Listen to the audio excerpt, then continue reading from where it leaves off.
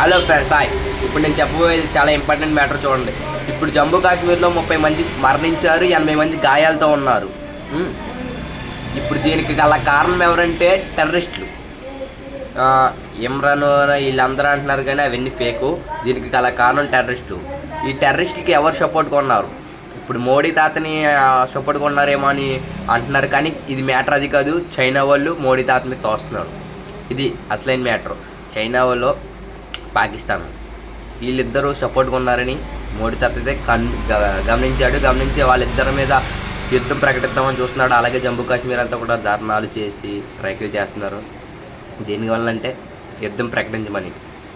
ఇప్పుడు 30 మంది చనిపోయారు, తర్వాత 100 మంది చనిపోవచ్చు, ఇప్పుడు 80 మంది గాయాలతో ఉన్నారు. ఇంకా చాలామంది చనిపోవచ్చు. మరణ అవ్వే చాయిస్ రావచ్చు. ఆ టెర్రరిస్టులకు అంత అవకాశం ఇవ్వకూడదని అక్కడ జమ్మూ కాశ్మీర్ అంతా ధర్నాలు రైకులు చేస్తున్నారు. అలాగే ఈ మోడీ తాత మరి ఏమంటాడో ప్రధానమంత్రి మోడీ మీద తోస్తారు. అలాగే ఇప్పుడు కూడా ఇదే కాకుండా మోడీ యుద్ధం ప్రకటించడానికి కూడా సిద్ధంగా ఉన్నాడు. మీరు ఆ విజిల్స్ పని ఏం లేదు, కానీ యుద్ధం 100% ప్రకటించాలి. చాలా తప్పు. ప్రాణం ఎవరిదైనా ప్రాణమే.